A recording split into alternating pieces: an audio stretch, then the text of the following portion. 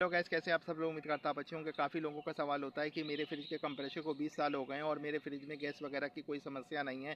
तो बहुत सारे लोग ये सवाल पूछते हैं कि उसके अंदर जो तेल रहता है, क्या मुझे अपने उस तेल को बदलवाना चाहिए। मैं इस वीडियो में वही बताने वाला हूँ।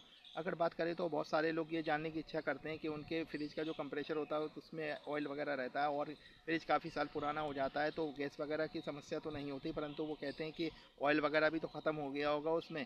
तो मैं आपको यही बताने वाला हूँ, कंप्रेसर का ऑयल कभी नहीं बदला जाता। हाँ, उसमें उसमें ऑयल वगैरह कहीं निकल गया हो कंप्रेसर का उल्टा सीधा करने से, तब हो सकता है। अगर आपका फ्रिज में गैस वगैरह प्रॉपर तरीके से कार्य कर रही है तो आपके फ्रिज का जो ऑयल होता है नहीं बदला जाता, उसमें कोई समस्या नहीं है, आप बदलने की आवश्यकता नहीं है।